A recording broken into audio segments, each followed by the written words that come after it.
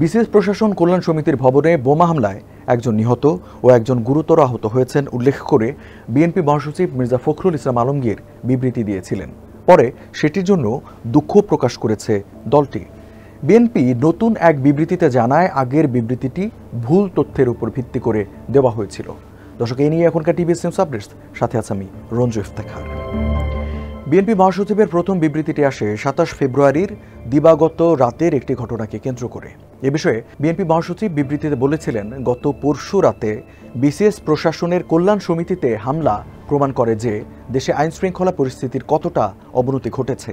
ছাত্র জনতার আন্দোলনে আওয়ামী লীগ স্বৈরাচারী শাসক গোষ্ঠীর পতনের পরও দুষ্কৃতিকারীরা আবারও দেশে অস্থিতিশীল পরিস্থিতি সৃষ্টির অপতৎপরতায় লিপ্ত হয়েছে।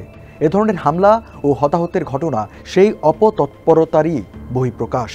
এসব দুষ্কৃতিকারীদের কঠোর হস্তে দমনের বিকল্প নেই। দ্বিতীয় বিবৃতিতে আগের বক্তব্য থেকে সরে এসেছে দলটি।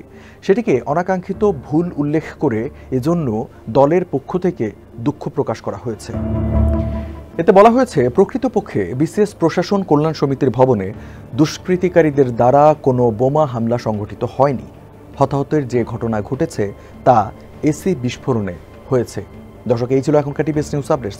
আর সংবাদ ও বিশ্লেষণ জানতে টিভিএস এর সাথেই থাকুন।